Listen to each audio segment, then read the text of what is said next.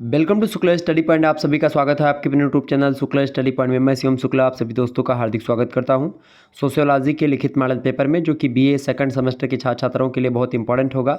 2023 अर्थात जो अभी परीक्षाएं आपकी होने वाली हैं, जैसे राम मनोहर लोहिया, जननायक चंद्रशेखर बलिया विश्वविद्यालय की तो पेपर हो चुके हैं, उसका क्वेश्चन पेपर भी मैंने शायद दे दिया है।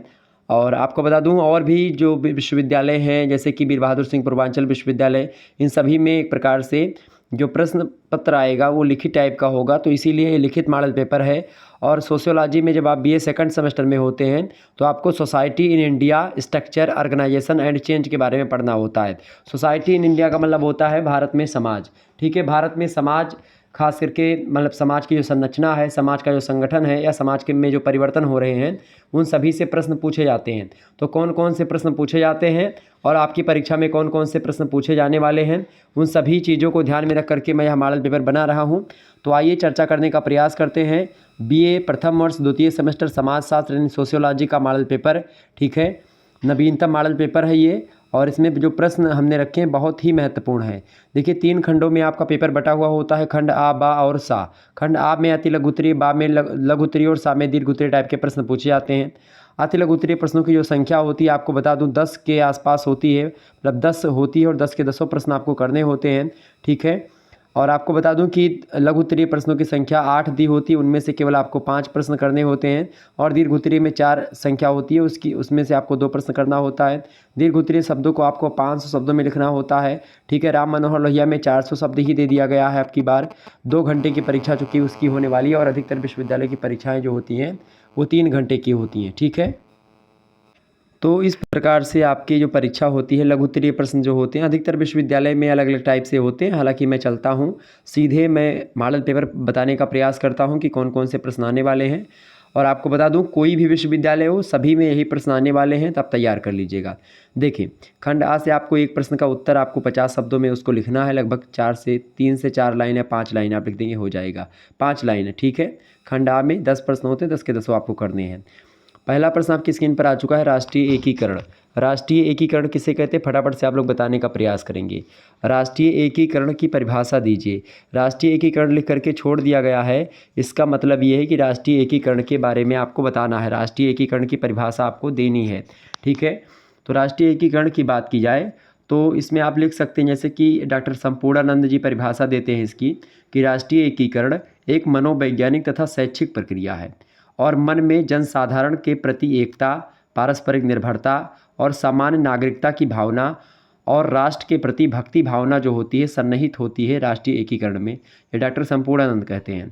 लेकिन अगर आप समझे राष्ट्रीय एकीकरण को, तो राजनीतिक और प्रशासनिक दृष्टि से एक सत्ता के अंतर्गत कई छोटे छोटे राज्य जो होते हैं वो मिल करके तब बना होता है एक देश पूरा का पूरा, ठीक है। सामाजिक सांस्कृतिक दृष्टि से एक ही प्रकार की सांस्कृतिक रीति रिवाज का पालन करने, एक भाषा, तीज त्योहारों को मतलब एक ही हो, उन्हीं से प्रभावित होने तथा मानसिक दृष्टि से सभी लोगों में एकता की भावना उत्पन्न होने से मतलब होने के रूप को ही राष्ट्रीय एकीकरण कहा जाता है। कुल मिलाकर कहने का मतलब ये है कि राष्ट्रीय एकीकरण का सीधा सा मतलब होता है, आप भले ही हिंदू हैं, भले ही आप मुस्लिम हैं, आप सिख हैं, ईसाई हैं, यहूदी हैं, पारसी हैं, जैन हैं, बौद्ध हैं, किसी भी धर्म से आप रिलेशन रखते हैं, लेकिन आप हैं कौन, आप हैं भारतीय। तो जब आपके अंदर ये भारतीयता वाली भावना आएगी, यही राष्ट्रीय एकीकरण होता है कि विभिन्न धर्म के लोग, विभिन्न भाषा के लोग, विभिन्न समुदाय के लोग, विभिन्न संस्कृति के लोग, विभिन्न सभ्यता के लोग, विभिन्न प्रकार की वेशभूषा के लोग और विभिन्न प्रकार के रंग भेद के मतलब कि रंग ऐसे किसी का काला रंग है, किसी का गोरा है, किसी का गेहुआ है, तो सब मिलजुल करके जब एक ही देश के प्रति समर्पण का भाव प्रकट करते हैं, तो ऐसा भाव जो होता है वही राष्ट्रीय एकीकरण कहलाता है। अच्छा, इस भाव में कई सारी चीज़ें होती हैं और कई सारी मार्ग में बाधक चीज़ें आती हैं, जैसे कि राष्ट्रीय एकीकरण में बाधा उत्पन्न होती है। किससे किससे भाई, राष्ट्रीय एकीकरण में एक प्रकार से बाधा उत्पन्न होती है भाषावाद से। जब भाषावाद अपने चरम पर होता है कि भाई एक ही भाषा, वही सब भाषा की एक प्रकार से जो है जननी होगी, या एक ही भाषा को पूरे देश में लागू किया जाएगा। हालांकि किसी मान लेते हैं अभी हिंदी को दक्षिण भारत वालों पर थोपा जाए, हिंदी भाषा को, तो उनके लिए नाइंसाफ़ी होगी, चूँकि उन्होंने हिंदी नहीं पढ़ी है। ठीक है, वो कोई तमिल वाला है, कोई तेलुगु वाला, कोई कन्नड़ है, कोई मलयालम है, कोई इस प्रकार से अलग अलग भाषा के हैं। अगर उनको ज़बरदस्ती हम हिंदी पढ़ाएंगे तो वो एक प्रकार से उनके साथ नाइंसाफ़ी होगी कि भाई हिंदी भाषा ही सब कुछ है और उनकी भाषा नहीं है। तो सभी भाषाओं को क्षेत्रीय स्तर पर मान्यता देते हुए हिंदी को राष्ट्रभाषा घोषित कर दे, इसमें कोई दिक्कत नहीं है। लेकिन अगर आप कहें केवल हिंदी ही आपको पढ़ना है और कुछ नहीं पढ़ा तो दिक्कत होगी। आप क्षेत्रीय भाषा को पढ़ें, अपनी मातृभाषा को पढ़ें और वो भी पढ़ें। तो भाषावाद जो होता है ये क्या करता है, भाषा की समस्या ने देश के विभिन्न राज्यों में हिंसा, तनाव और घृणा की संघर्ष, तमाम प्रकार की स्थिति उत्पन्न कर दी है। जो कि इससे क्या होता है, हर एक भाषा का व्यक्ति अपनी भाषा को आगे बढ़ाने के चक्कर में लगा होता है और कोई नेशनल लैंग्वेज नहीं बन पाती है। और यही समस्या आज भारत में एकदम से चरम पर पहुंची हुई है। तो ये होता है पहला। दूसरा होता है सांप्रदायिकता। अब दूसरा प्रश्न ही आपको दिया गया यहाँ पर सांप्रदायिकता। सांप्रदायिकता चूँकि बहुत एक प्रकार से जटिल, मतलब कि बहुत ही एक प्रकार से महत्वपूर्ण बाधा उत्पन्न करता है। और सांप्रदायिकता आज भारत में एकदम से चरम सीमा पर, आपको पता होगा सांप्रदायिकता होती, जैसे हिंदू और मुस्लिम आपस में लड़ जाएं, सिख और मुस्लिम लड़ जाएं, या बौद्ध धर्म वाले हिंदू धर्म वाले लड़ जाएं, या बौद्ध वाले मुस्लिम लड़ जाएं, इस प्रकार से बौद्ध जैन लड़ जाएं। तो ऐसी जो स्थितियां होती हैं ये सांप्रदायिकता कहलाती हैं। विभिन्न धर्मों के बीच उपस्थित सांप्रदायिकता की भावना ने राष्ट्रीय एकता को बहुत हानि पहुंचाया है और आज भी लगातार वो पहुंचा ही रही है। ठीक है, तो ये होती है सांप्रदायिकता। तो सांप्रदायिकता भी राष्ट्रीय एकीकरण को बाधा पहुंचाती है, ये बात आप ध्यान रखिएगा। इसके अलावा जातीयता जो होती है, भारत में चूँकि समाज में जातिवाद है और जातीयता की भावना जो है, आजकल आप देख रहे हैं, आजकल ब्राह्मण ठाकुर तो कम एक प्रकार से चीज़ें बोल रहे हैं कि भाई वो लोग तो सोच रहे हैं कि हमारे पूर्वजों ने अगर इन पर जो है कहीं ना कहीं पे जाने अनजाने में अत्याचार किया है शूद्र वर्ग पर, तो अब अगर वो कुछ बोल रहे हैं तो उसको सहना चाहिए। उनको आरक्षण मिला है तो ठीक है, बहुत अच्छी बात है, आरक्षण मिलना चाहिए। जो पिछड़े लोग हैं हमारे भाई बंधु, उनको आगे बढ़ने में बिल्कुल मदद होनी चाहिए। लेकिन इसके आड़ में कुछ एक प्रकार से लोग और आ रहे हैं जो कि एक प्रकार से पूरा का पूरा माहौल ही ख़राब कर दे रहे हैं। ठीक है, तो ऐसे में क्या होता है, ये भावना चरम पर पहुंचती है कि आपके दादा ने हमको, हमारे दादा को मारा था, अब हम आपको मारेंगे। ये गलत भावना है। ठीक है, अब सब बराबर हैं, कोई किसी का ना ऊंचा है ना नीचा है, सब बराबर हैं, सभी व्यक्ति समान हैं।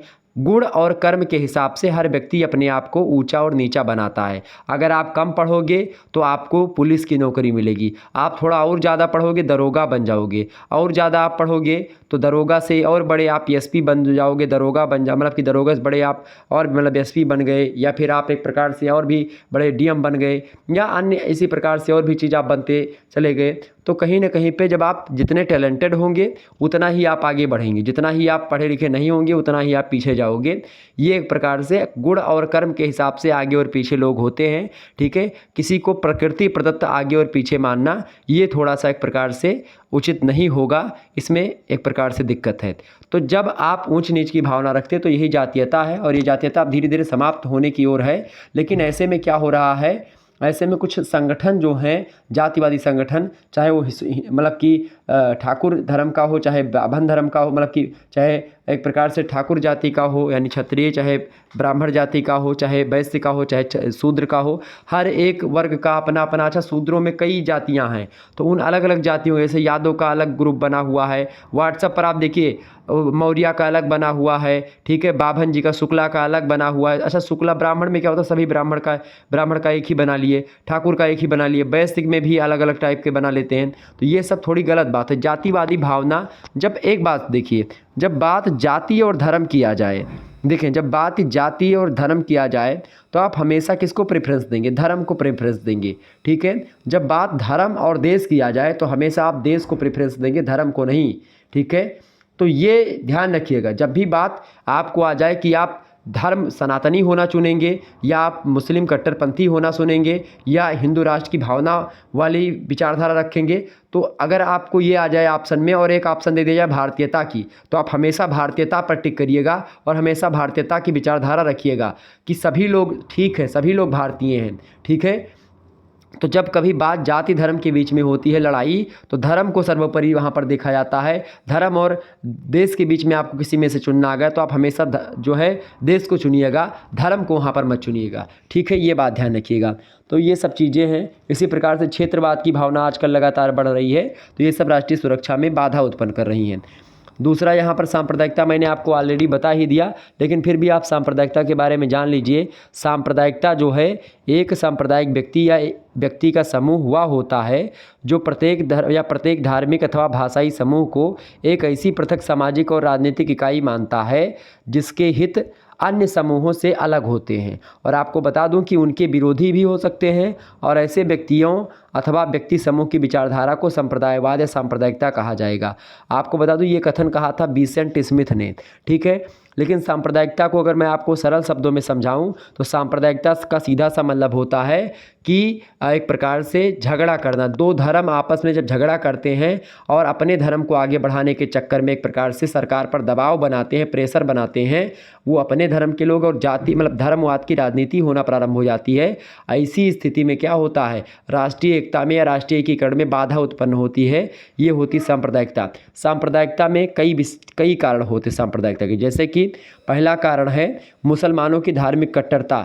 मुस्लिम में क्या होता है कि मुस्लिम जो धर्म गुरु होते हैं वो एक प्रकार से बहुत कट्टर चीज़ें सिखाते हैं लोगों को। ये बताते हैं बहुत सारे, मतलब बहुत सारे नहीं, कुछ ऐसे हैं जो ऐसा करते हैं। बहुत सारे लोग बहुत ज्ञान की बातें बताते हैं, कुरान में बहुत अच्छी अच्छी बातें लिखी हैं, लेकिन उन अच्छी बातों को नहीं सामने लाना चाहते हैं। तो ये एक प्रकार से गलत बात है। मुसलमानों की धार्मिक कट्टरता ये कहीं ना कहीं पे राष्ट्रीय एकता में भी बाधा उत्पन्न करती है, संप्रदायवाद को बढ़ावा देती है।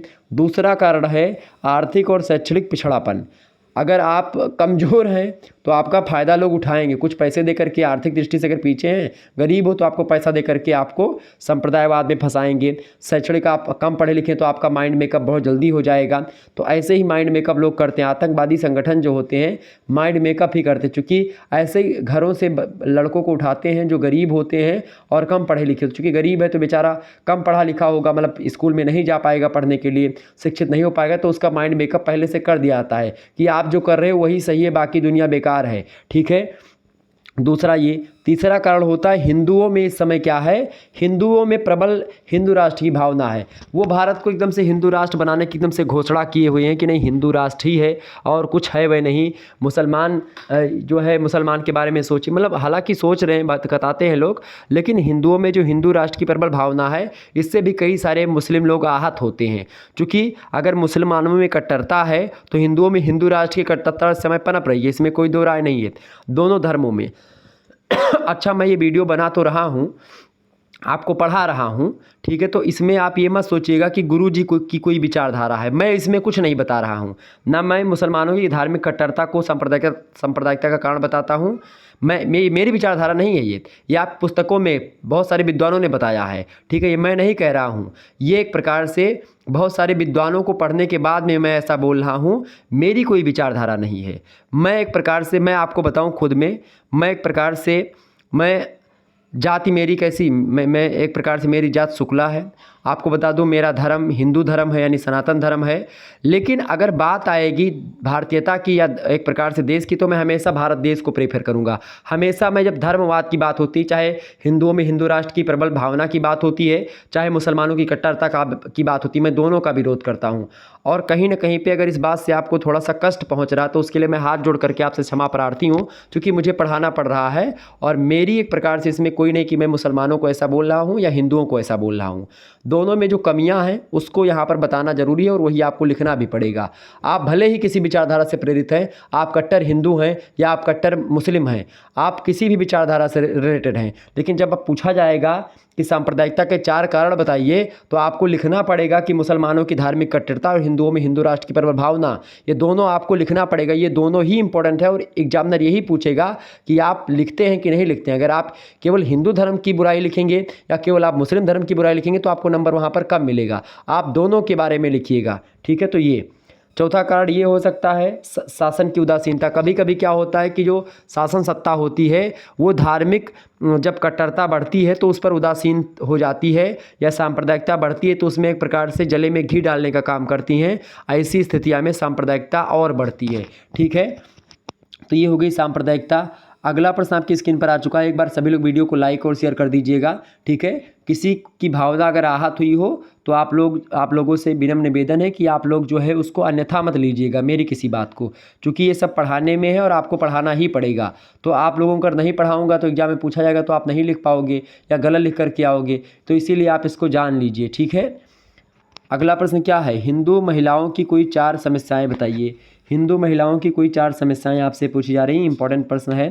तो हिंदू महिलाओं की समस्याओं की अगर बात की जाए तो पहली समस्या है विवाह से रिलेटेड समस्या, दूसरी समस्या है पारिवारिक समस्या, तीसरी समस्या है स्वास्थ्य संबंधी समस्या और चौथी समस्या है सामाजिक समस्या, ठीक है। अच्छा, जो वैवाहिक समस्या है उनमें आप देखिएगा, जैसे कि जो महिलाओं में जो वैवाहिक समस्या है उसमें जैसे बाल विवाह हो गया, ठीक है, दहेज प्रथा हो गया, विवाह विच्छेद की एक प्रकार से अवधारणा आ गई है अब 1954 के बाद से। उसके अंदर विधवा पुनर्विवाह निषेध पहले था, अब नहीं है। अब लगभग सारी समस्याएं धीरे धीरे हल हो रही हैं और लगभग हल ही हो चुकी हैं। तो एक प्रकार से अब महिलाओं की कोई समस्या नहीं बची। पारिवारिक समस्याओं में कभी कभी घरेलू हिंसा का शिकार महिलाएं हो जाती हैं कि पति दारू पीता है और दारू पी करके आता है घर पे मारता है पत्नी को, तो ये सब एक प्रकार से जो है पारिवारिक समस्याएं हैं।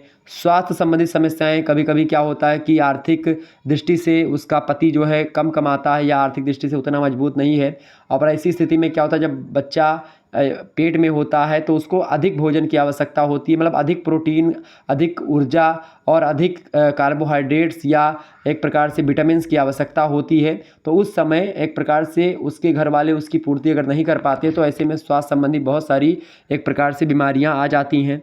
सामाजिक समस्याओं में कई सारी समस्याएं हैं, जैसे कि यही समस्या हो गई पर्दा प्रथा की समस्या, अब तो लगभग समाप्त हो चुकी है। जैसे औरत चाहे साड़ी पहने, चाहे सूट पहने, चाहे पैंट शर्ट पहन करके घूमे, उसमें कोई नहीं रोकता है। गांव वगैरह में अभी अगर आप ऐसा करेंगी तो फिर दिक्कत है। शहरों में बहुत सारी जो स्त्रियां जो एक प्रकार से केंद्रीय परिवार में रहती हैं, मतलब कि यहाँ से चली गई अपने पति के साथ, तो वहाँ पर वो जीन्स पैंट पहने, टी शर्ट पहन करके घूमे, चाहे लोअर टी शर्ट में घूमे, चाहे सूट पहने, चाहे साड़ी, कोई रोकने टोकने वाला नहीं है, ठीक है। सारे जो पति हैं या हस्बैंड है सभी लोग अब इसकी छूट अगर अकेले रहते तो देते हैं, माता पिता के चलते घर में वो छूट नहीं दे पाते हैं, क्योंकि उनकी मजबूरी होती है कि अगर घर में कोई जो है लड़की आ गई, शादी होगी, गांव में है, अगर वो पैंट शर्ट पहन करके घूमेगी तो बगल वाले और गांव वाले जो है उसको देखेंगे कि उनकी तो पतोहू, उनकी बहू जो है पैंट शर्ट पहन के घूमती, लोअर टी शर्ट में। तो एक प्रकार से इसमें थोड़ी हंसी हसारत, मतलब हंसी हसारत क्या लोग सोचते हैं ऐसा, बाकी पैंट शर्ट ये सब पहनने से क्या होता है, चाहे पैंट शर्ट पहने चाहे जो पहने, ये उसकी व्यक्तिगत स्वतंत्रता है। लेकिन व्यक्तिगत स्वतंत्रता के चक्कर में इतना भी ना जो है पाश्चात्यकरण कर लें कि पैंट शर्ट पहन करके उसमें एक प्रकार से घर में या फिर बाहर घूमें, ठीक है। ये भी चीज़ थोड़ी सी क्या होती है, आड़ लगेगी, और आड़ लगनी भी चाहिए, क्योंकि वैसी सिचुएशंस होती है तब वैसी चीज़ पहनी जाती है, ठीक है, कि भाई उसको पहनना ही है, तो ऐसे में होता है। तो ये कई प्रकार की समस्याएं जो है आज महिलाओं की हैं, जो कि मैंने आपको बताई। आगे देखते हैं, अगला प्रश्न आपकी स्क्रीन पर आ चुका। चौथा प्रश्न है, पिछड़े वर्गों से आप क्या समझते हैं? फटाफट से आप लोग बताने का प्रयास करेंगे। पिछड़े वर्गों से आप क्या समझते हैं? पिछड़े वर्ग को अंग्रेजी में कहते हैं ओबीसी। ओबीसी मतलब अदर बैकवर्ड कास्ट।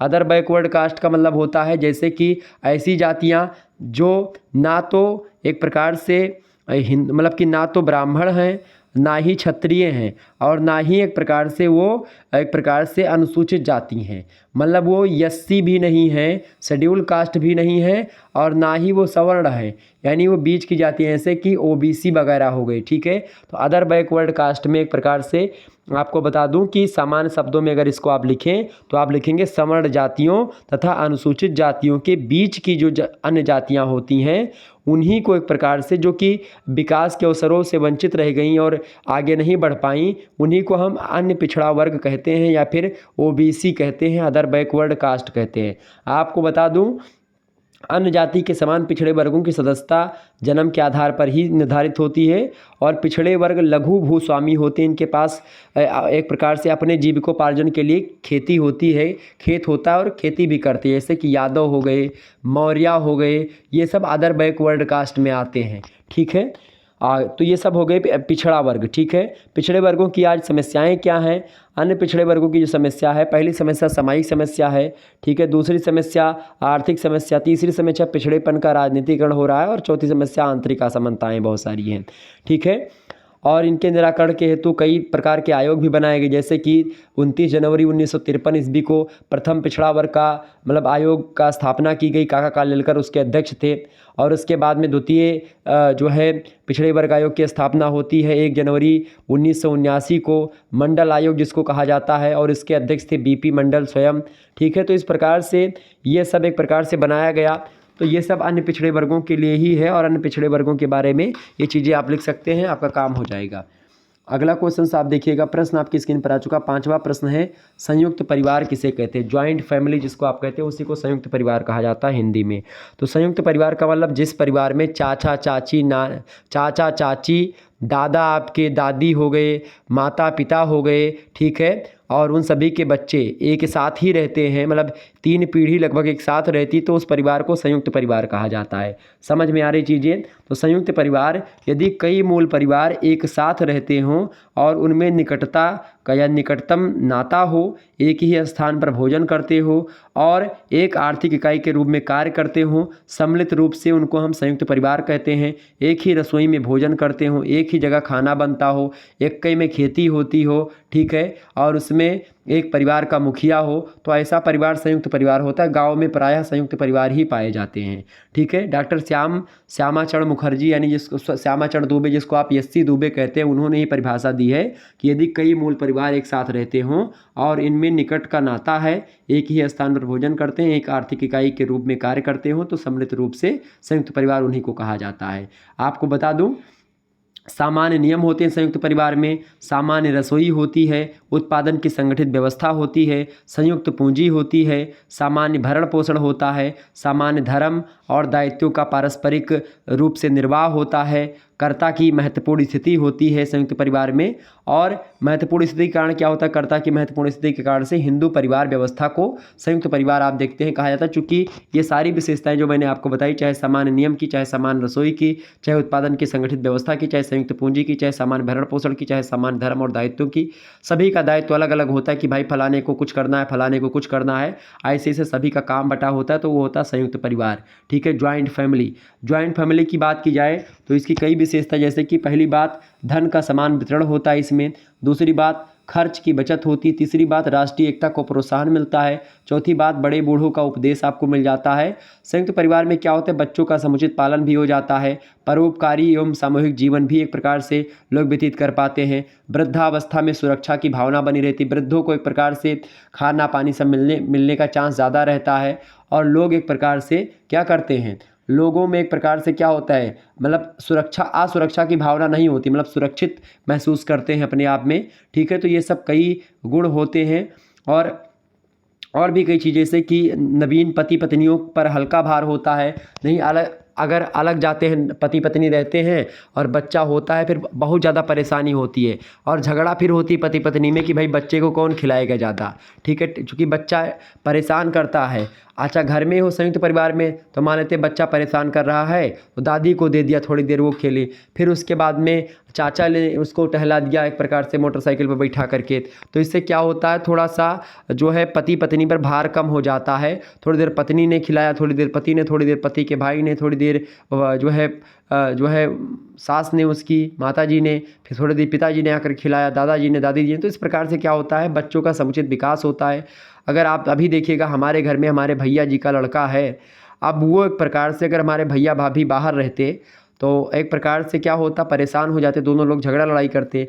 लेकिन अब घर में रहते हैं तो क्या होता है, लड़का है, हमारी मम्मी है, मम्मी की भी एक प्रकार से यानी हमारी दादी जो है वो भी हैं अभी, तो हमारी दादी, हमारी मम्मी और उसके बाद में हमारी भाभी, आप समझो 3 पीढ़ी ये हो गई। अब देखिए आप, तो अब मम्मी को भी हमारे क्या होता है, मम्मी आप मान लेते हैं कि इधर उधर का काम कर रही हैं, मान लेते हैं भाभी भी घर का काम करें, तो बच्चा खड़ा है, तो बच्चे को हमारी जो दादी हैं, हमारी दादी, वो बच्चे को एक प्रकार से क्या करेंगी, सरसों का तेल ले लिया, लगा दिया, इसी प्रकार से और भी चीज़ें जो है दूध पिला दिया उनको निप्पल लेकर के, या कई प्रकार की चीज़ें होती हैं तो दादी हमारी देख लेती, तो या इसी प्रकार से माता जी हमारी देख लेती हैं। तो इससे क्या होता है, जो नवीन पति पत्नी होते हैं उनको हल्का भार महसूस होता है संयुक्त परिवार में, सबसे बड़ी विशेषता ये होती है। और बच्चों का समुचित पालन पोषण होता है, बच्चों का सामाजिकरण अच्छे तरीके से होता है।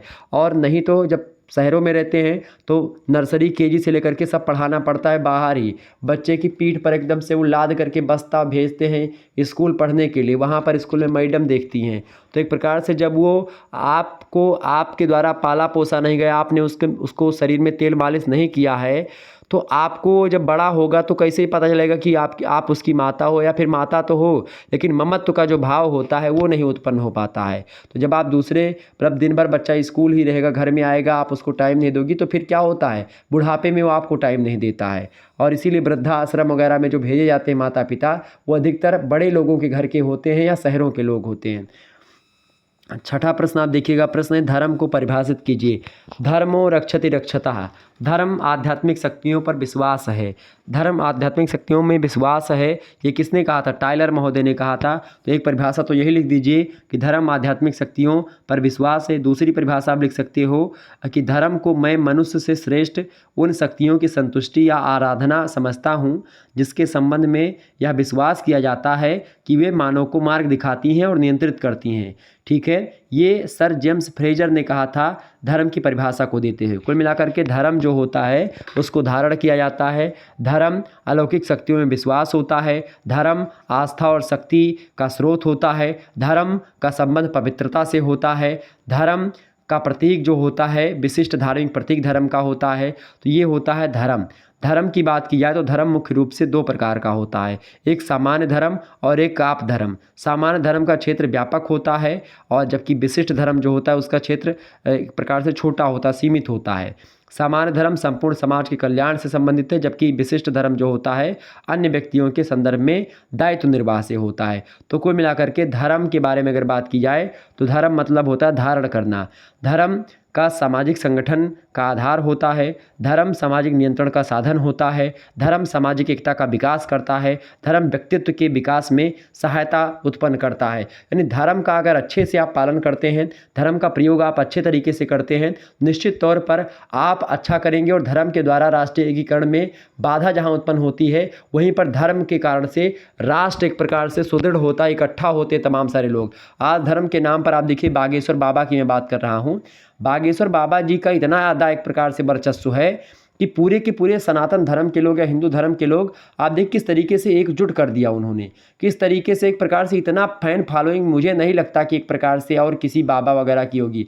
बहुत सारे बाबा आए और बहुत सारे बाबा गए, लेकिन मुझे अच्छा ये लगता है कि ये बाबा जो हैं अपने आप को भगवान नहीं कहते हैं और यही कारण है कि वो फेमस हैं, क्योंकि वो अपने आप को एक दास समझते हैं किसका, भगवान बजरंग बली का। ये बहुत अच्छी बात है, क्योंकि जब आप एक प्रकार देखिए कोई भी धर्म का जो एक प्रकार से साधु महात्मा होते हैं या पंडित पुजारी या मौलाना मौलवी ये सब होते हैं या पादरी होते हैं, तो वो एक प्रकार से भगवान नहीं होते हैं।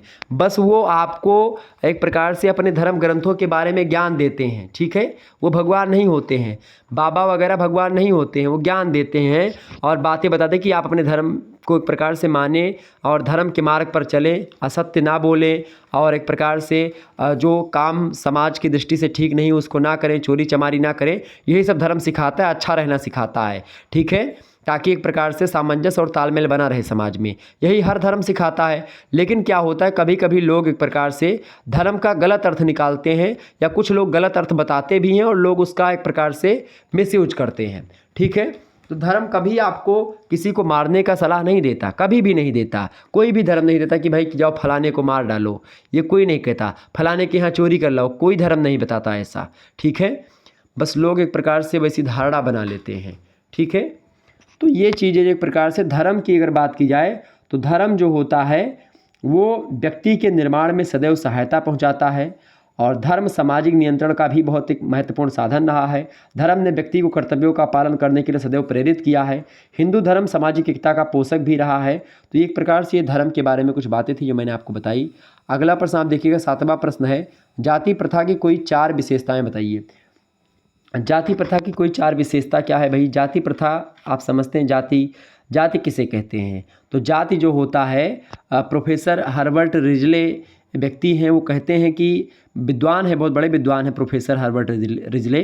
वो कहते हैं कि यह परिवारों के समूह का एक संकलन होता है जाति, जिसका एक सामान्य नाम होता है, जो एक काल्पनिक पुरुष या देवता से उत्पत्ति और एक से पारस्परिक व्यवसाय को अपनाने का दावा करती है तथा उन लोगों की दृष्टि से एक समरूप समाज का निर्माण करती है जो अपने मत को योग्य देते हैं।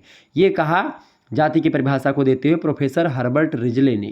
जबकि चार्ल्स कूले महोदय कहते हैं कि जब एक वर्ग जो होता है पूर्ण रूप से अनुवांशिकता पर आधारित होता है तब हम उसको जाति कहते हैं। मतलब एक ऐसा वर्ग जब उसमें जन्म लेने वाले व्यक्ति अनुवांशिक रूप से फिर उसी वर्ग के होने लगते हैं और यही चीज़ जब अनुवांशिकता पर आधारित हो जाती है तो उसको हम जाति कहते हैं। तो जाति प्रथा की अगर बात की जाए तो जाति जो होती जन्मजात होती, पहली बात। दूसरी बात, जाति में खान पान संबंधी नियम भी होते हैं। तीसरी बात, अधिकांश जातियों की व्यवसाय निश्चित होते कि भाई आपको ये करने से कि ब्राह्मण अध्यापन करना, दान देना, दान लेना, यज्ञ आदि करना, ये सब हो गया। क्षत्रियों का काम रक्षा करना हो गया, ठीक है, यज्ञ वगैरह मतलब कि कराना, दान देना हो गया, ठीक है। वैश्यों का काम क्या होता है कि भाई उद्योग करना। शूद्रों का काम होता है एक प्रकार से सेवा करना। तो इस प्रकार से, ठीक है, तो जो एक प्रकार ऐसी ये चीज़ें होती हैं। अब ये एक प्रकार से अलग अलग। अच्छा, जातियों में जैसे और भी जाति है, शूद्र वर्ग में आप देखते हैं कई प्रकार की जातियाँ। जैसे शूद्र वर्ग की बात की जाए, बहुत सारे लोग ओबीसी में आते हैं, ठीक है। तो उसमें आप देखिएगा कई जाति हैं, जैसे कि कुम्हार हो गए, वो लकड़ी का काम करते हैं। मतलब कुम्हार कौन सा, मिट्टी का काम करते हैं। बढ़ई लकड़ी का काम करता है। इसी प्रकार से जो मौर्य लोग होते हैं अधिकतर खेती करते हैं, ठीक है। इसी प्रकार से आप देखते हैं यादव लोग दूध का काम करते हैं, अधिकतर आप ये देखते होंगे गाँव वगैरह में। इसी प्रकार से आप देखते होंगे जैसे और भी लोग, लुहार हैं वो लोहे का काम करते हैं, सुनार हैं सोने का काम करते हैं, ठठेर लोग हैं बर्तन का काम करते हैं। इसी प्रकार से अलग अलग जाति के लोग जो है अलग अलग व्यवसाय के द्वारा बटे हुए होते हैं, ठीक है। अच्छा, जातियों में क्या होता है, ऊंच नीच और छुआछूत का भी नियम होता है, ठीक है। जैसे ब्राह्मण वर्ग के लोग जो होते हैं, जैसे जो ब्राह्मण हैं वो एक प्रकार से अपने हाथ का बनाया हुआ ही खाते हैं। कहीं पर जाते हैं कथा वथा बाजते तो खुद बनाते हैं और खाते हैं। आप थोड़ा थोड़ा क्या हो रहा है, सभी के हाथों का लोग खाने लगे हैं। पहले क्या होता था, ब्राह्मण लोग ही खाना बनाते थे केवल, और सभी लोग उसको खाते थे, ठीक है। किसी के यहाँ जैसे कोई फंक्शन था ना तो ब्राह्मण लोग ही खाना बनाते थे। आजकल सभी लोग खाना बना रहे हैं, उसमें कोई दो राय नहीं, और सभी लोग खा भी रहे हैं। चप्पल जूता पहन के लोग बना रहे हैं, चप्पल जूता पहन के लोग खा भी रहे हैं। पहले क्या था, चप्पल जूता निकाल कर बनाते थे, नहा धो के बनाते थे, कपड़ा निकाल करके बनाते थे, यज्ञोपवीत धारण करके बनाते थे खाना। पहले भगवान का भोग लगता था, उसके बाद में फिर लोग भोजन को पत्ते वाले जो है पतली में खाते थे। केले का पत्ता होता था, इस सभी प्रकार से लोग खाते थे बैठ करके। बड़ा अच्छा भोजन होता, स्वादिष्ट भोजन। लोग 100-100 150 साल जीते थे, ठीक है। आजकल क्या है, आप प्लास्टिक के पतरी में खाना खा रहे हो, आप एक प्रकार से पानी पी रहे हो बोतल वाला, तो दिक्कत तो होगी ही ना उसमें। समझ रहे हैं चीज़ों को। तो यही सब चीज़ें हैं, जाति प्रथा सभी सब है। मतलब कि जाति प्रथा में क्या हो रहा है, आजकल कोई नियम कायदा नहीं है जाति का, सब नियम इधर उधर अस्त व्यस्त हैं। हर जाति जैसे बहुत सारे जाति के लोग पढ़ा भी रहे हैं, बहुत सारे लोग पढ़ भी रहे हैं, बहुत सारे लोग सेना में जा रहे हैं। तो हर जाति के लोग अब रक्षा कर रहे हैं, हर जाति के लोग पढ़ा रहे हैं, हर जाति के लोग सेवा कर रहे हैं। क्या एक प्रकार से आप लोग मतलब कि हर जाति के लोग सेवा कर रहे हैं, हर जाति के लोग पढ़ा रहे हैं, हर जाति के लोग रक्षा कर रहे हैं, हर जाति के लोग व्यापार कर रहे हैं। तो अब जाति पात का जो सिस्टम रहा है वो एकदम से ढीला पड़ गया है और जाति व्यवस्था लगभग समापन की ओर है। तो जाति व्यवस्था के बारे में कुछ बातें मैंने आपको बता दी। अच्छा, वर्ण जो होता है और जाति, इनमें अंतर पूछा जाता है। तो वर्ण व्यक्ति के गुण तथा कार्य पर आधारित होता है, जाति व्यक्ति के जन्म पर आधारित होती है। वर्ण जो होता है समानता पर आधारित होता है, जबकि जातियों में ऊंच नीच का भेद होता है, ठीक है। समझ में आ गई चीज़ें। अगला प्रश्न आप देखिएगा, 8वां प्रश्न आपकी स्क्रीन पर आ चुका है। हिंदू विवाह के उद्देश्य बताइए। प्रश्न इंपॉर्टेंट है, हिंदू विवाह के उद्देश्य बताइए। हिंदू विवाह का क्या उद्देश्य है, फटाफट से आप लोग बताने का प्रयास करेंगे। हिंदू विवाह का उद्देश्य बताइए, बढ़िया प्रश्न है। हिंदू विवाह जो होता है वो जैसे कि कई प्रकार का होता है, ब्रह्म विवाह, आर्ष विवाह, प्रजापात विवाह, ठीक है, पैशाच विवाह, राक्षस विवाह, गंधर्व विवाह, असुर विवाह, ये सब विवाह होते हैं, ठीक है। तो और इसके अलावा आपको बता दूं, अच्छा विवाह की बात की है तो एक अनुलोम विवाह, एक प्रतिलोम विवाह होता है, ठीक है। इसी प्रकार से एक अगर पति पत्नी की संख्या के आधार पर देखेंगे तो बहुपद विवाह, बहुपत्नी विवाह, इसी प्रकार से बहुपद विवाह में भी यह होता है। भ्रातृक बहुपद विवाह एक होता है, अभ्रातृक बहुपद विवाह, तो वो सब आप विवाह में पढ़ेंगे, वो अलग विवाह वाला पोर्शन होता है। लेकिन यहाँ पर विवाह जो पढ़ते हैं वो आप हिंदू विवाह के बारे में पढ़ते हैं, ठीक है। अब प्रश्न आपसे क्या पूछा गया है कि हिंदू विवाह के उद्देश्य बताइए। हिंदू विवाह का क्या उद्देश्य है उसको बताने का प्रयास करेंगे।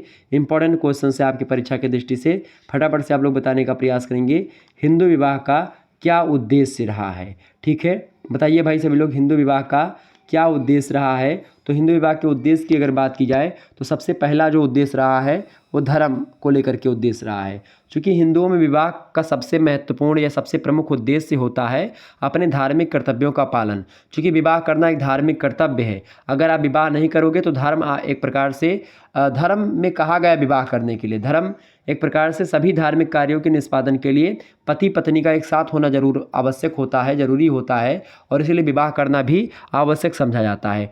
दूसरी बात या दूसरा उद्देश्य इसीलिए है हिंदू विवाह का, हिंदू विवाह करने का, क्योंकि प्रजा यानी संतान उत्पत्ति करने का। हिंदू परिवार का दूसरा उद्देश्य होता है पैतृक ऋण चुकाना, ठीक है। हिंदू धर्म के अनुसार प्रत्येक व्यक्ति को 3 ऋण चुकाने होते हैं, ठीक है। 3 ऋण कौन कौन से, जैसे कि पहला होता है देव ऋण, दूसरा होता है गुरु ऋण, और तीसरा होता है पितृ ऋण। पितृ ऋण एक प्रकार से पिताजी को आग दे करके, और एक प्रकार से गुरु ऋण होता है कि गुरु दक्षिणा दे करके, चूँकि आप जब गृहस्थ आश्रम में आते हैं तो गुरु को दक्षिणा देना पड़ता है। इसके अलावा देव ऋण होता है कि भगवान ने आपको पैदा किया है तो आप एक प्रकार से यहाँ पर रह करके जो एक प्रकार से आपके लिए हो सके आप मदद करें, लोगों की जो असहाय व्यक्ति उनकी मदद करें, मतलब ये सब ऋण आपको चुकाना पड़ता है। गृहस्थ आश्रम में रह करके व्यक्ति इन ऋणों को चुकाता है और इसीलिए शादी करना जरूरी होता है, ठीक है। तीसरा जो उद्देश्य होता है हिंदू विवाह करने का वो ये होता है रति यानी आनंद की प्राप्ति। मतलब हिंदू विवाह का तीसरा उद्देश्य होता है रति या आनंद। मतलब विवाह जो होता है यौन संतुष्टि अथवा काम वासना की पूर्ति का भी एक साधन है। क्योंकि बिना शादी के आप आनंद की प्राप्ति नहीं कर सकते। आप एक प्रकार से जो है एक साथ स्त्री और पुरुष नहीं रह सकते बिना शादी किए। मतलब आपको विवाह करना पड़ेगा। विवाह रूपी संस्था से गुजरने के बाद में ही एक पति मतलब एक पत्नी को स्वीकार कर पाता है। उससे पहले एक लड़का और एक लड़की एक प्रकार से एक साथ नहीं रह सकते, ठीक है। ये समाज का नियम है और ये हिंदुओं ही नहीं बल्कि हर एक समाज में विवाह जो है अनिवार्य ही है, ठीक है। तो ये होगा विवाह का उद्देश्य। अगला प्रश्न आप देखिएगा, 9वां प्रश्न है भारतीय विद्या अभिगम क्या है। भारतीय विद्या अभिगम क्या है भाई, फटाफट से आप लोग बताने का प्रयास करेंगे। भारतीय विद्या अभिगम किसे कहते हैं। तो भारतीय विद्या अभिगम का मतलब होता है, भारतीय विद्या अभिगम जो होता है उसका मतलब होता है भारत का जो प्राचीन या जो पारंपरिक धर्म ग्रंथ हैं उन ग्रंथों का विश्लेषण करके भारतीय समाज शास्त्र को समझने का जो प्रयास होता है उसी प्रयास को भारतीय विद्या अभिगम कहते हैं। शास्त्रों के द्वारा समाज शास्त्र को समझना, पुराणों के द्वारा समाज शास्त्र को समझना, वेदों के माध्यम से समाज को समझना, समाज शास्त्र को जानना, वो होता है भारतीय विद्या अभिगम, ठीक है। ये बात ध्यान रखिएगा। और भारतीय विद्या अभिगम की अगर बात की जाए तो भारतीय जो ग्रंथ रहे हैं, धार्मिक ग्रंथ रहे हैं, कहीं ना कहीं पे उनमें समाज पहले से रहा है। वैदिक कालीन से ही समाज की व्यवस्था रही है। वैदिक कालीन मतलब वैद काल में भी, जब ऋग वैदिक काल की बात करें, उत्तर वैदिक काल की बात करें, ठीक है, हर काल में समाज रहा है। सिंधु घाटी सभ्यता में भी समाज रहा है। तो कहीं ना कहीं पे जब आप इन सभी चीज़ों को एक प्रकार से आधार बना करके और समाज शास्त्र का अध्ययन करते हैं तो इसको कहा जाता है भारतीय विद्या अभिगम, ठीक है। आगे देखिए, अगला प्रश्न आपकी स्क्रीन पर आ चुका है। 10वां प्रश्न आप देखेंगे। प्रश्न है ग्रामीण एवं नगरीय समाज में 4 अंतर लिखिए। ग्रामीण और नगरीय समाज। नगर क्या होता है, नगर का मतलब होता है जहां मुख्य व्यवसाय कृषि है उसे गांव कहा जाता है, और जहां कृषि के अतिरिक्त अन्य व्यवसाय होता है उसे हम शहर कहते हैं। ये परिभाषा विल्काक्स महोदय ने दी है। इसके अलावा बर्गल महोदय नगर की परिभाषा को देते हुए कहते हैं कि नगर एक ऐसी संस्था है जहाँ के अधिकतर निवासी कृषि कार्य के अतिरिक्त अन्य उद्योगों में व्यस्त होते हैं, ठीक है। नगर में क्या होता है, समूहों एवं व्यक्तियों के बीच कार्यात्मक अन्योन्याश्रिता का संबंध पाया जाता है। अधिक जनसंख्या एवं अधिक जनघनत्व होता है। संदेश वाहन के साधनों की बहुलता होती है। प्राथमिक संबंधों का अभाव यानी कमी होती है। तो ये होता है एक प्रकार से नगर की विशेषता या नगर के बारे में कुछ चीज़ें। अगला प्रश्न आप देखिएगा, मतलब अगला जो होता है, जैसे कि अगर बात की जाए गांव की, तो गांव में आप देखते हैं गांव क्या होता है, ग्रामीण समुदाय मतलब गांव में क्या होता है, ग्रामीण समुदाय के अंतर्गत संस्थाओं एवं ऐसे व्यक्तियों का संकलन होता है गांव, जो छोटे से केंद्र के चारों ओर संगठित होते हैं और समान प्राथमिक हितों में भाग लेते हैं। ये मैरिल और एलरिज महोदय गांव के बारे में बताते हैं। गांव की अगर बात की जाए तो गांव में प्राथमिक संबंध होता है। गांव में एक प्रकार से कृषि में 90% जनसंख्या एक प्रकार से एकदम से जुड़ी हुई रहती है। 90% लोग गांव में कृषि ही करते हैं। कृषि में पशुपालन वगैरह, मत्स्य पालन, ये सब आ जाते हैं। तो एक प्रकार से गांव होता है ये। ग्राम या ग्रामीण समुदाय का तात्पर्य उन समुदाय से होता है जिसमें कृषि ही मुख्य व्यवसाय होता है, जनसंख्या कम होती है, जनसंख्या का घनत्व भी कम होता है, प्राथमिक समूहों की प्रधानता होती है, अनौपचारिकता का संबंध होता है, कुछ सापेक्षिक सांस्कृतिक और सामाजिक समानता भी गांव में आपको देखने को मिलती है।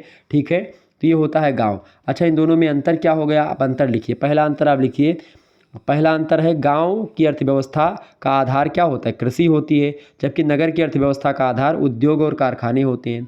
दूसरा अंतर ये है कि गांव में जनसंख्या जो होती है वो विरल होती है, मतलब गांव में जनसंख्या दूर दूर निवास करती है और कम जनसंख्या होती है, जबकि नगरों में जनसंख्या जो होती है वो बहुत ही सघन, यानी कि एकदम से कसी कसी बसी होती, बहुत ज़्यादा सघनता से बसी होती है। ठीक है, तीसरा अंतर ये होता है गांव और नगर में कि गांव में पास पड़ोस का विशेष महत्व होता है कि अगर हमारे यहाँ आटा खत्म हो गया तो बगल पड़ोसी के यहाँ से मांग लाया, या पड़ोसी के यहाँ कुछ खाना तो हमको बुला लिया, हमारे यहाँ कुछ खाना तो उनको बुला लिया। गांव वगैरह में अभी भी आप देखते हैं जमार खिलाया जाता है, तिलक वगैरह ठनती है तो 2-3-4 गाँव 5 गाँव के लोगों को बुलाया जाता है दावत पे खाना खाने के लिए कि भाई आज हमारे यहाँ खुशी का माहौल है, आप आइए, दाल चावल रोटी सब्जी कुछ खा जाइए, पूड़ी सब्जी, पनीर की सब्जी तो अब अनिवार्य ही कर दिए हैं बहुत सारे लोग।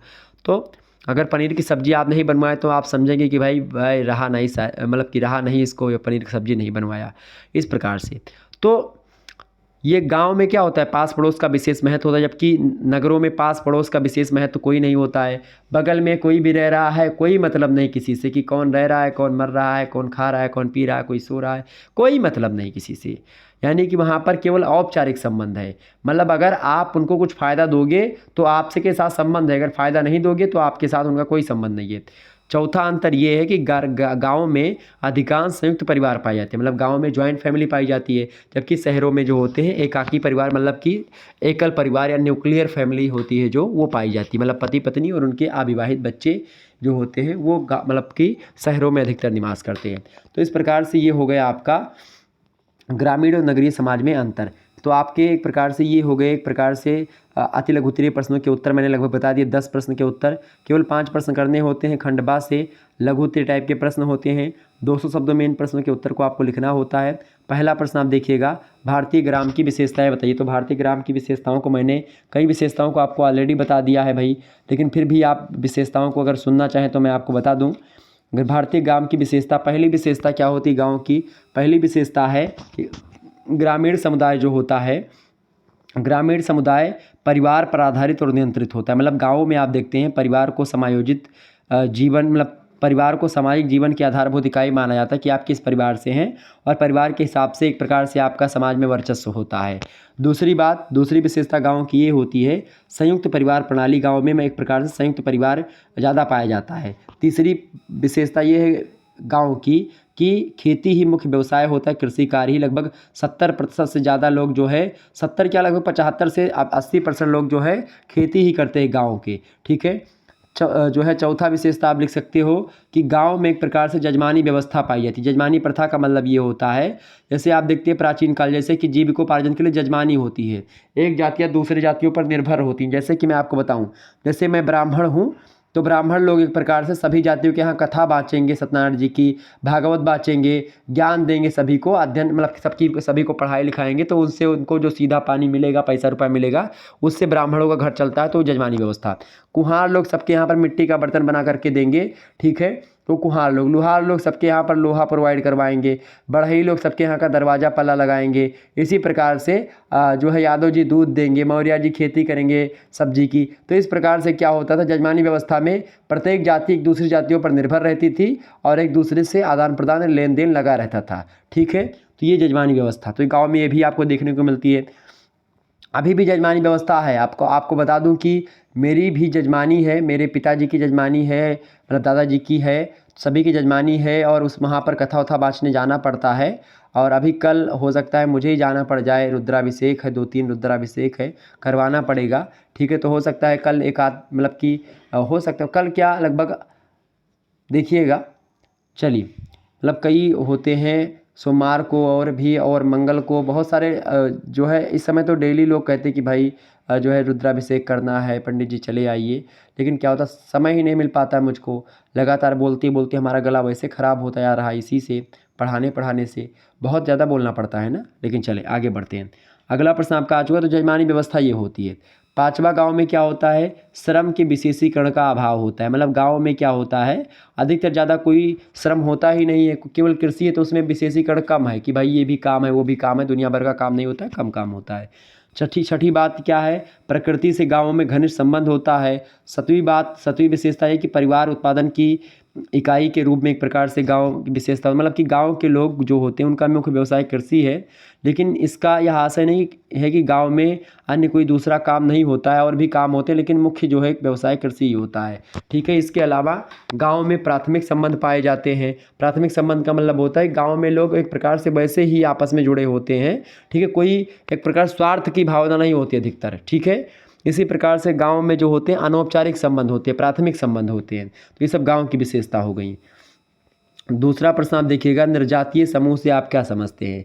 निर्जातीय समूह का मतलब क्या होता है भाई, निर्जातीय या संजातीय, बात एक ही है। निर्जातीय संजातीय का सीधा सा मतलब होता है, आपको मैं बता दूं, निर्जातीयता का क्या मतलब होता है भाई।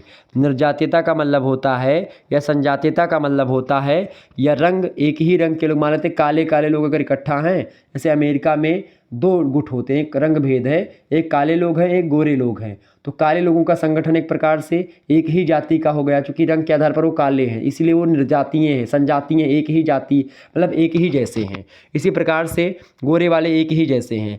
अब आपको मैं यहाँ पर और एक चीज़ बता दूँ, जैसे कि आप देखते हैं किसी जाति के लोग या एक प्रकार से कोई एक भाषा बोलने वाले लोग हैं, मान लेते हैं, एक मिनट,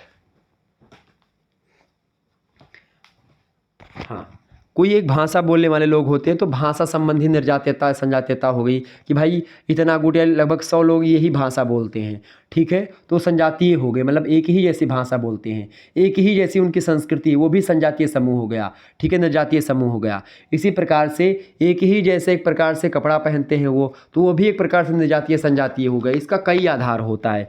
कुल मिलाकर के रंग तथा संस्कृति के आधार पर निर्जातीयता या संजातीयता को हम लोग विश्लेषित करते हैं।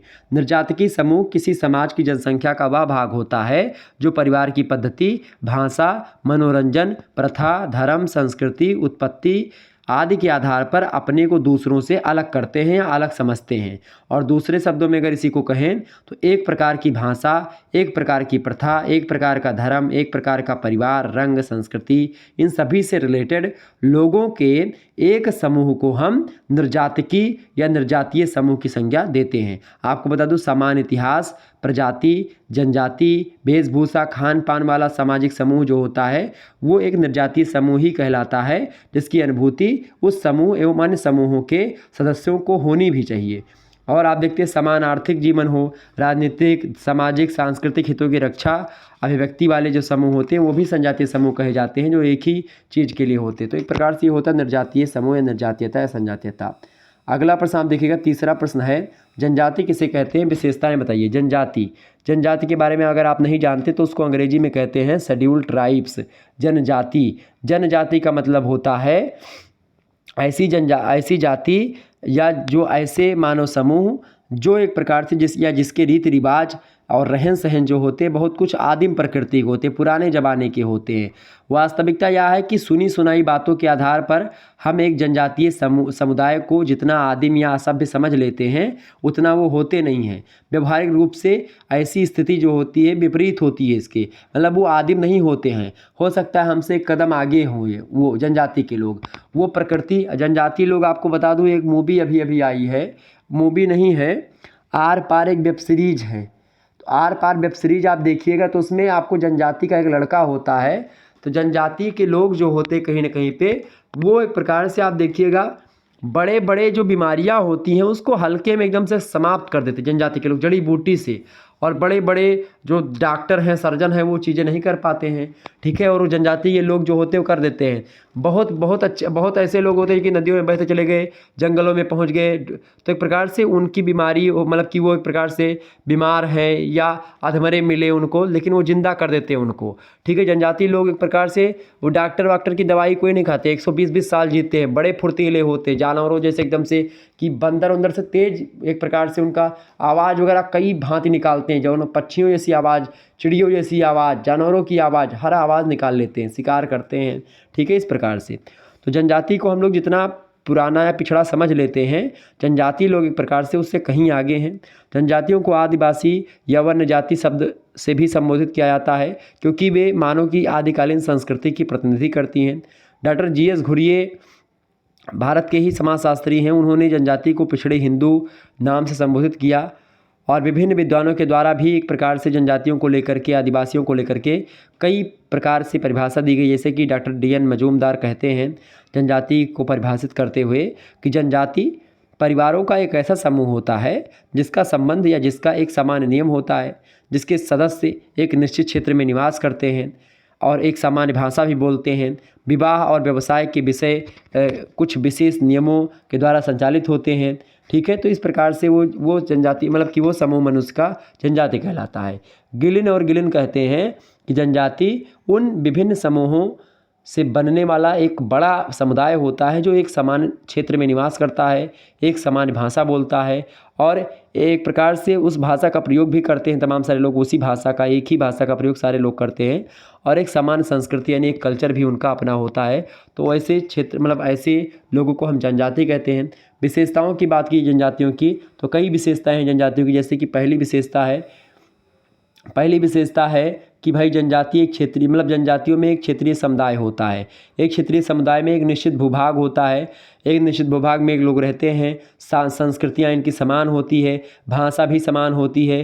जनजातियों को व्यक्तियों के ऐसे समुदाय को कहा जाता है जो जिसकी भाषा समान हो, भूभाग एक निश्चित भूभाग में रहते हों, संस्कृति में समानता पाई जाती हो, वो होते हैं जनजाति, ठीक है। ये राल्फ लिंटन महोदय की परिभाषा है। आपको बता दूं कि एक प्रकार से पहली विशेषता ये है कि भाई एक क्षेत्रीय समुदाय का होना परम आवश्यक, एक निश्चित भूभाग होता है।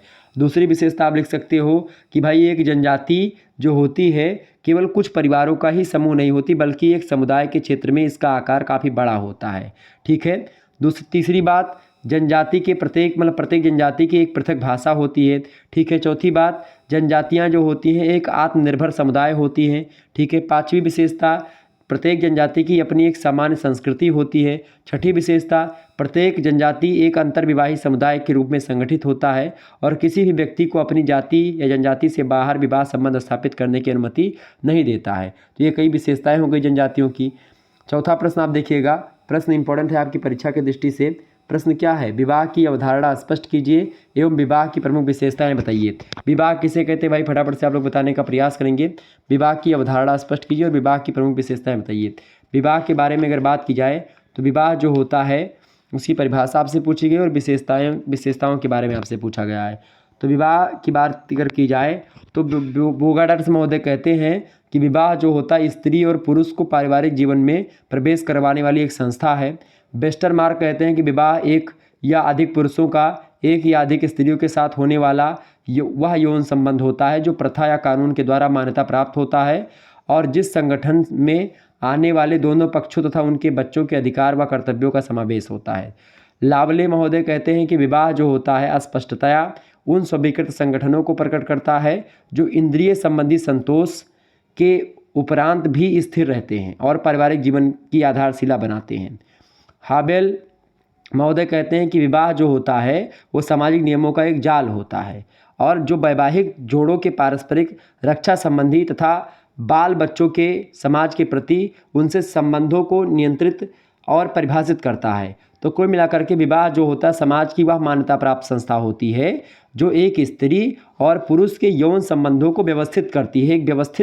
एक प्रकार से एक मान्यता देती है कि भाई एक स्त्री और एक पुरुष एक बंद कमरे में अकेले रह सकते हैं, एक साथ एक कमरे में रह सकते हैं, बाहर एक साथ घूम सकते हैं, एक साथ पिज़्ज़ा बर्गर खा सकते हैं। समाज इसकी मान्यता देता है, ठीक है। लेकिन अगर आप वैसे जा कर के एक कमरे में रहेंगे पति पत्नी, मतलब लड़का एक लड़की, तो समाज उसको मान्यता नहीं देता है, वो एक अपराध है, सामाजिक अपराध है, ठीक है। और जिसका उद्देश्य परिवार या अस्थायी निर्माण करना, मतलब एक प्रकार से परिवार का अस्थायी निर्माण करना होता है। विवाह का उद्देश्य क्या होता है? अस्थायी निर्माण करना, परिवार का अस्थायी निर्माण करना और बच्चों का लालन पोषण करना, ये एक प्रकार से एक विवाह संस्था का काम होता है। समझ रहे चीज़ों को। अब प्रश्न क्या पूछा गया है? प्रश्न पूछा गया कि विवाह की प्रमुख विशेषताओं को भी बताइए। विवाह की विशेषताओं की अगर बात की जाए तो विवाह की कई विशेषताएं भी हैं। आपको बता दूं जैसे कि विवाह की विशेषताओं में पहली विशेषता ये लिखिएगा। विशेषता क्या है? विशेषता है कि विवाह जो होता है एक मौलिक और सार्वभौमिक सामाजिक संस्था है, पहली बात। दूसरी मतलब विवाह जो होता है वो प्रत्येक धर्म में होता ही है और एक सार्वभौमिक मतलब यूनिवर्सल है। विवाह हर एक समाज में, हर एक धर्म में, हर एक संस्कृति में, यहाँ तक कि जनजातियों में भी विवाह करना ही पड़ता है। दूसरी बात, विवाह दो विषमलिंगियों का संबंध होता है, एक स्त्री और एक पुरुष का, ठीक है। तीसरी बात, विवाह को मान्यता उसी समय प्राप्त होती है जब उसे समाज की स्वीकृति मिल जाती है। चौथी विशेषता विवाह की ये होती है कि विवाह संस्था के आधार पर लैंगिक या यौन संबंधों को मान्यता प्राप्त हो जाती है। यौन संबंध मतलब कि सेक्स आप कर सकते हैं समाज में रह करके, ये आपको मान्यता मिल जाती है। पांचवी बात, वेस्टरमार्क ने विवाह को एक सामाजिक संस्था के अतिरिक्त आर्थिक संस्था भी माना है कि विवाह के द्वारा एक प्रकार से आर्थिक संस्था या आर्थिक चीज़ें भी एक प्रकार से ठीक ठाक होती है। छठी बात क्या है कि विवाह जो होता है, विवाह संस्था की एक विशेषता यह भी होती है कि यौन इच्छाओं की पूर्ति के लिए साथ साथ संतान उत्पत्ति और समाज की निरंतरता को बनाए रखने की आवश्यकता की पूर्ति भी एक प्रकार से विवाह के द्वारा ही होता है। इसके अलावा विवाह संस्था जो होती है व्यक्ति की सामाजिक स्थिति के निर्धारण में योगदान देती है। विवाह जो एक प्रकार से अगर आपका समाज में नहीं हुआ है तो आपकी स्थिति निम्न समझी जाती है। बिना विवाह के व्यक्ति एक प्रकार से रड़वा कहा जाता है और उसकी एक प्रकार से बिना विवाह के व्यक्ति के एक प्रकार से समाज में उतनी इज्जत नहीं होती जितना एक विवाही पुरुष की इज्जत होती है, ठीक है। तो ये होगा विवाह की उदाहरण और विवाह की विशेषता। अगला प्रश्न आप देखिएगा, पांचवा प्रश्न आपकी स्क्रीन पर आ चुका है। इंपॉर्टेंट प्रश्न है, आपकी परीक्षा की दृष्टि से ध्यान रखिएगा। प्रश्न है सामान्य और विशिष्ट धर्म में क्या अंतर होता है? फटाफट से आप लोग बताने का प्रयास करेंगे। तो सामान्य और विशिष्ट धर्म में कई अंतर हैं। पहला अंतर आप लिखिएगा, सामान्य धर्म का जो क्षेत्र होता है वो व्यापक होता है, बड़ा होता है, जबकि विशिष्ट धर्म जो होता है वो छोटा होता है और उसका दायरा जो होता है छोटा होता है, सीमित होता है। और इसी कारण जो होता है जो सामान्य धर्म है उसको मानव धर्म भी कहा गया है, ठीक है। दूसरी बात, दूसरा अंतर ये है कि जो सामान्य धर्म होता है उसका संबंध मुख्यतः ईश्वर प्राप्ति के साथ होता है, जबकि जो विशिष्ट धर्म होता है उसका संबंध किसके साथ होता है? उसका संबंध जो होता है विशिष्ट धर्म का लौकिक जीवन के साथ संबंध होता है। तीसरा अंतर सामान्य धर्म और विशिष्ट धर्म में ये है कि सामान्य धर्म जो होता है ईश्वरीय विश्वास और देवी देवताओं की पूजा जो होती है ये समान धर्म के अंतर्गत आती है, और कर्तव्य पालन जो होता है वो विशिष्ट धर्म के अंतर्गत आता है कि भाई धर्म मतलब कि धारण करना, आपको कर्म करना, कर्तव्य पालन करना, ये विशिष्ट धर्म होता है। चौथा अंतर आप लिखिएगा, सामान्य धर्म जो होता है वो संपूर्ण समाज के कल्याण से रिलेटेड होता है, जबकि विशिष्ट धर्म जो होता है वो अन्य व्यक्तियों के संदर्भ में दायित्व निर्वहन से होता है कि भाई प्रत्येक व्यक्ति का कर्म क्या है, दायित्व क्या है, भूमिका क्या है उसकी समाज में। पांचवा अंतर ये है विशिष्ट धर्म और सामान्य धर्म में, जो सामान्य धर्म होता है उसका प्रमुख लक्ष्य होता है मानवीय गुणों के विकास करने से, और विशिष्ट धर्म का जो लक्ष्य होता है वो लक्ष्य होता है विभिन्न व्यक्तियों और समूहों में सामंजस्य तथा समाज में संगठन बनाए रखने से, ठीक है।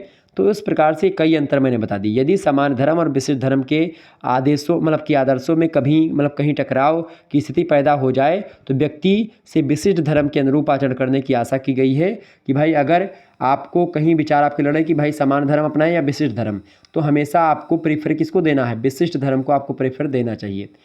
अगला प्रश्न आप देखिएगा, छठा प्रश्न है एकल परिवार और संयुक्त परिवार में क्या अंतर है उसको बताएं। एकल परिवार और संयुक्त परिवार में क्या अंतर है फटाफट से आप लोग बताने का प्रयास करेंगे। एकल परिवार की अगर बात की जाए तो एकल परिवार जो होता है और संयुक्त परिवार, इसमें कई अंतर होते हैं। पहला अंतर आप लिखिएगा, एकल परिवार में पति पत्नी और उनकी अविवाहित संतानें होती हैं और इन्हीं के मिलने से एकल परिवार का निर्माण होता है, जबकि संयुक्त परिवार की अगर बात की जाए तो संयुक्त परिवार में 3 या 3 से अधिक पीढ़ियों के लोग एक साथ रहते हैं, ठीक है। दूसरी बात, एकल परिवार जो होता है उसकी स्थापना व्यक्तिवादी आधार पर की जाती है, जबकि संयुक्त परिवार की जो अवधारणा है या संयुक्त परिवार की जो स्थापना है उसके पीछे समूह के कल्याण की भावना होती है। तीसरा अंतर आप लिखिएगा, एकल परिवार का आकार जो होता है वो छोटा होता है, जबकि संयुक्त परिवार का आकार बड़ा होता है। चौथा अंतर आप लिख सकते हो कि एकल परिवार जो होता है, एकल परिवार में माता और पिता का प्रभुत्व होता है, जबकि संयुक्त परिवार में कर्ता की प्रधानता होती है और कर्ता परिवार का वृद्ध पुरुष होता है। ठीक है, जो मुखिया होता है वो वृद्ध व्यक्ति होता है। पांचवा अंतर ये होता है एकल परिवार में, मतलब पांचवा अंतर एकल परिवार और संयुक्त परिवार का ये होता है कि जो एकल परिवार होता है उसमें संपूर्ण दायित्व पति और पत्नी के ऊपर होता है, जबकि संयुक्त परिवार में संयुक्त आय एवं संयुक्त परिवार के सभी सदस्यों के पालन पोषण का साधन होता है। तो ये तमाम प्रकार के अंतर जो हैं ये एक प्रकार से संयुक्त परिवार और एकल परिवार के हैं। इसके अलावा छठा अंतर भी आप लिख सकते हैं, जैसे कि एकल परिवार में व्यक्तिगत आय और संपत्ति परिवार के भरण पोषण का साधन होती है, जबकि संयुक्त परिवार में संयुक्त आय होती है और संयुक्त परिवार के सभी सदस्यों के पालन पोषण का साधन होती है। ठीक है, सातवां अंतर आप लिख सकते हो। सातवां अंतर क्या लिखेंगे आप कि एकल परिवार जो होता है अधिक गतिशील होते, अधिक गतिशील मतलब कि डेवलप होते, ज़्यादा डेवलप होते हैं। एकल परिवार चूँकि उनको अपना ही पालन पोषण करना होता है, लेकिन संबंधों की मधुरता नहीं हो पाती है। बच्चों की सुख सुविधा तो जरूर होती है, लेकिन बच्चों में संस्कार नहीं आ पाते हैं एकल परिवार से।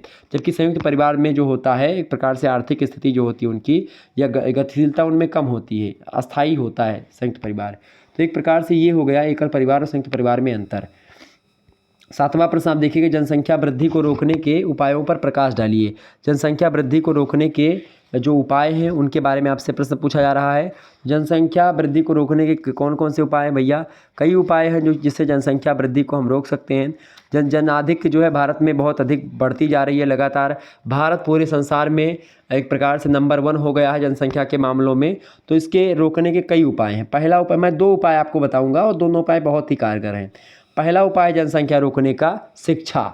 अगर आप शिक्षित होंगे, जनसंख्या की वृद्धि को रोकने के लिए सबसे या सभी दृष्टिकोणों से शिक्षा एक प्रकार सबसे महत्वपूर्ण है और शिक्षा का प्रसार करना अति आवश्यक है।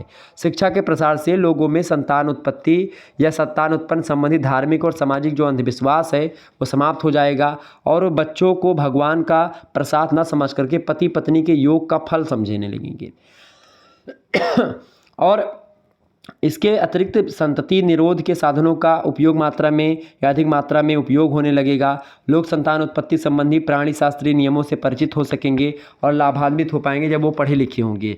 अन्यथा उनको लोग जो बता देंगे भाई जो है जो लड़का लड़की या संतान होती है वो एक प्रकार से भगवान देते हैं आकर के, तो भगवान संतान थोड़ी देते हैं। भगवान अब ये होता है, ये डिपेंड करता है कि भाई आपको लड़का होगा या लड़की होगी, ये हो सकता है कि भगवान के ऊपर डिपेंड हो। भगवान ये निर्धारित करते हैं, भगवान आपका स्वरूप बनाते हैं, स्ट्रक्चर बनाते हैं कि आपका स्ट्रक्चर कैसा होगा। ठीक है, आँख कान नाक ज्ञानेंद्रियों का निर्माण करते हैं, आत्मा डालते हैं, ये सब भगवान का ही काम है। लेकिन ये काम कि भाई जो है भगवान लड़का दे रहे हैं हमको, भगवान एक प्रकार संतान उत्पत्ति हो रही भगवान के द्वारा, तो ऐसा नहीं है। आप पति पत्नी के योग से ही संतान की उत्पत्ति होती है, पति पत्नी इकट्ठा होते तभी लड़का पैदा होता है। ये पहली बात। शिक्षा जब होगी आपके पास तभी ये चीज़ आपके समझ में आएगी। दूसरी बात, परिवार नियोजन। परिवार नियोजन के स्वरूप तथा उसके महत्व के संबंध में डॉक्टर राधाकृष्णन कहते हैं कि बम्बई में खास करके तृतीय अखिल विश्व परिवार सम्मेलन महासम्मेलन के उद्घाटन के समय भाषण दिया था राधाकृष्णन ने, और उसी में कहा था कि यदि आप अपने पारिवारिक जीवन के स्वास्थ्य और सुख को सुरक्षित रखना चाहते हैं तो आपको संतान उत्पत्ति के समय का खूब सोच समझ करके निर्णय करना होगा। मैं समझता हूँ कि यह निर्णय करना परिवार नियोजन है। मतलब परिवार नियोजन मतलब क्या होता है कि तमाम सारे साधन हैं परिवार नियोजन के जिसका प्रयोग करके आप संतान उत्पत्ति को कंट्रोल कर सकते हैं। तो कई साधन हैं, आजकल के लोग तो जान ही रहे हैं। ठीक है, डिजिटल जमाना, तो ये 2 उपाय आप लिख सकते हैं। अगला प्रश्न आप देखिएगा, 8वां प्रश्न, क्षेत्रवाद से उत्पन्न समस्याएं कौन कौन सी हैं? तो क्षेत्रवाद से आपको बता दूं कि कई समस्याएं उत्पन्न होती हैं। सबसे पहली बात, क्षेत्रवाद जो है ये राष्ट्रीय एकीकरण की प्रक्रिया में बाधा उत्पन्न करता है और कई बार गंभीर समस्या भी पैदा कर चुका है। ठीक है, और आपको बता दूं क्षेत्रवाद जो होता है ये एक प्रकार से अपने क्षेत्र को ही एक प्रकार से आगे बढ़ाने की बात बार बार करता है। ठीक है, जैसे इसमें क्या होता है, इसका समस्या, पहली समस्या इससे उत्पन्न होती है क्षेत्रवाद से, पृथकतावाद को बढ़ावा मिलता है। पृथकतावाद मतलब क्या होता है, अलगाववादी समस्या। जैसे 1956 ईस्वी में भाषाई आधार पर राज्यों का पुनर्गठन किया गया। इसके बाद में 1960 ईस्वी में क्या हुआ, बम्बई राज्य के विभाजन के द्वारा महाराष्ट्र और गुजरात की स्थापना कर दी गई। फिर 1966 में पंजाब और हरियाणा अस्तित्व में आ गए। फिर इसके बाद में आर्थिक पिछड़ेपन, जाति, भाषा और धर्म को लेकर के पृथकतावादी क्षेत्रीय आंदोलन लगातार चलते रहे। नवंबर में 2000 ईस्वी में उत्तरांचल, झारखंड और छत्तीसगढ़ के रूप में 3 अलग राज्य एक प्रकार से बनाने पड़े। फिर कुल राज्यों की संख्या 28 हो जाती है। फिर उसके बाद में आप देखते हैं आज भी बोडोलैंड, गोरखालैंड, पूर्वांचल, बुंदेलखंड, विदर्भ, तेलंगाना, मारवाड़, इन सभी को लेकर के लगातार आवाज़ें उठ रही है। हालांकि तेलंगाना अब आंध्र प्रदेश से अलग हो चुका है, लेकिन पूर्वांचल को लेकर के अलग राज्य की मांग लोग करते हैं कि भाई पूर्वांचल को अलग कर दिया जाए, गोरखालैंड, ठीक है, बुंदेलखंड, इस प्रकार से अलग अलग प्रकार से लोग मांग कर रहे हैं, ठीक है। अच्छा, ये पृथकतावादी जो आवाज़ें हैं समय समय पर उठती हैं और कभी कभी क्या होता है, ये एक प्रकार से हिंसा का रूप धारण कर लेती है। तो इसका कारण क्या है, इसका कारण है क्षेत्रवाद। दूसरा क्या है, राज्यों के मध्य झगड़े। कभी कभी क्या होता है, क्षेत्रवाद से उत्पन्न होने वाली जो गंभीर समस्या है उसमें 2 राज्यों के बीच में क्या होता है, झगड़े होना प्रारंभ हो जाते हैं। तो ये भी एक समस्या है। जैसे कि आप देखते हैं बेलगाम को लेकर के महाराष्ट्र और कर्नाटक के बीच झगड़ा, चंडीगढ़ को लेकर के पंजाब और हरियाणा के बीच झगड़ा, नर्मदा जल को लेकर के मध्य प्रदेश और गुजरात के बीच झगड़ा, कावेरी नदी के जल को लेकर के कर्नाटक और तमिलनाडु के बीच में तमाम प्रकार के मतभेद आपको देखने को मिले हुए होंगे और इसको लेकर के कई सारे केस भी चल रहे हैं, ठीक है। तो ये भी होता है क्षेत्रवाद की समस्या। तीसरी समस्या है केंद्र और राज्य के बीच में टकराव की स्थिति उत्पन्न हो जाती है। कई बार क्षेत्रीय भावना के कारण से क्या होता है कि राज्य जो होते हैं, मतलब केंद्र राज्य टकराव की स्थिति उत्पन्न हो जाती है। विशेष तौर पर जब केंद्र और राज्य में भिन्न भिन्न राजनीतिक दल की सरकारें होती हैं तो केंद्र से अधिकतम वित्तीय स्रोतों को प्राप्त करने के लिए या केंद्रों के सुझावों व निर्देशों की अवहेलना करने के लिए कई बार राज्य जो होते हैं क्षेत्रीय भावनाओं को भड़काते हैं और ये एक प्रकार से उससे क्या होता है, केंद्र और राज्य के बीच में टकराव की स्थिति उत्पन्न होती है। चौथी स्थिति होती है भाई, इससे क्या होता है, स्वायत्तता की मांग बढ़ती लगती है, मतलब कि अलग राज्य की मांग उठने लगती है। भारत में संघात्मक शासन प्रणाली अपनाने के कारण क्या होता है, केंद्र और राज्यों के बीच की शक्तियों में कई बार टकराव उत्पन्न हुआ है, लेकिन संविधान के द्वारा केंद्र को अधिक शक्तिशाली प्रदान इसीलिए किया गया ताकि कोई राज्य बाहर ना हो सके। अच्छा, भारत में एक ज़बरदस्त भारतीय संविधान में ये भी चीज़ रखी गई है कि भारत से कोई राज्य जो है अलग नहीं हो सकता। भारत में शामिल तो हो सकता है लेकिन कोई राज्य अलग नहीं हो सकता, ठीक है। आप देखते हैं बार बार पर आप देखते हैं पंजाब में, पश्चिम बंगाल में, उड़ीसा में, तमिलनाडु में जो सीमांत मतलब कि जो दूसरे देश से जुड़े हुए इलाके, वहाँ पर विदेशी गतिविधियों के चलते क्या होता है, कभी कभी एक प्रकार से आवाज़ें उठती हैं राज्यों को और अधिक स्वायत्तता प्रदान करने को लेकर के। कई प्रकार की मांगे और कई प्रकार के आंदोलन होते रहे हैं जो कि विदेशी लोग एक प्रकार से भड़काते रहते हैं। तो ये सब एक प्रकार से क्षेत्रवाद से उत्पन्न समस्याएं हैं जो कि मैंने आपको बताई। अगला प्रश्न आप देखिएगा, केवल 2 प्रश्न आपको करने होते हैं अगले खंडसा से। 500 शब्दों में आपको प्रश्नों के उत्तर को देना होता है। दीर्घ उत्तरीय प्रश्न है। देखिए पहला प्रश्न आपकी स्क्रीन पर आ चुका है, दलितों की प्रमुख समस्याएं क्या है, दलितों के लिए किए गए कल्याण कार्यों की विवेचना कीजिए। मोस्ट इंपॉर्टेंट प्रश्न है, पढ़ लीजिएगा इसको। अगला प्रश्न आपकी स्क्रीन पर आ सकता है एग्जाम में कि भारतीय समाज में कौन कौन सी विविधताएं हैं या विविधताएं पाई जाती हैं उनका वर्णन कीजिए। और अगला प्रश्न आपसे बन सकता है एग्जाम में कि भारतीय समाज में परिवर्तन और रूपांतरण के विभिन्न क्षेत्रों पर उपयुक्त उदाहरणों सहित प्रकाश डालिए। मोस्ट इंपॉर्टेंट प्रश्न ये वाला, इसको जरूर पढ़ लीजिएगा। कौन सा प्रश्न है, भारतीय समाज में परिवर्तन क्यों हो रहे हैं और रूपांतरण लगातार क्यों हो रहे हैं और इनका विभिन्न क्षेत्रों पर क्या प्रभाव पड़ रहा है उसको भी बताएं, उदाहरण सहित आपको समझाना है। अगला प्रश्न है और लास्ट प्रश्न चौथा कि भारत में अधिक जनसंख्या के दुष्परिणाम पर प्रकाश डालिए और बढ़ती हुई जनसंख्या को रोकने के उपायों की विवेचना कीजिए। ये कई प्रकार के प्रश्न हैं जो कि आपकी परीक्षा में पूछे जा सकते हैं। इस प्रकार से मैंने आपको बहुत सारे प्रश्नों के बारे में अवगत करवाया, जनाया। आपको बता दूं हमारा एक दूसरा चैनल है BA करेकर यूट्यूब चैनल, उसको भी आप सब्सक्राइब कर लीजिएगा क्योंकि वहाँ पर आपको कई वीडियोज़ आपको मिल जाएंगे और उसकी प्लेलिस्ट में जो 2022 में हमने वीडियोज़ पढ़ाई थी या 2022 में जो क्लासेस हमने दी हैं वो सारी की सारी क्लासेस 2022 वाली BA करेकर यूट्यूब चैनल पर जो प्लेलिस्ट बनाई है उसमें हमने इकट्ठा कर दी, तो आप वहाँ पर देख पाएंगे। जो 2023 में क्लासेस हुई हैं 2022 में सारी क्लासेस आपको BA करेकर यूट्यूब चैनल पर प्लेलिस्ट में मिल जाएंगी, तो आप देख लीजिएगा। धन्यवाद। लिखित मॉडल पेपर वहाँ पर कई सारे आपको मिल जाएंगे और ऑब्जेक्टिव मॉडल पेपर भी आपको मिल जाएगा। बहुत बहुत धन्यवाद हमारे से जुड़ने के लिए। इसी प्रकार से अपना प्यार हमेशा बनाए रखिएगा। Good night, all of you. बहुत बहुत धन्यवाद।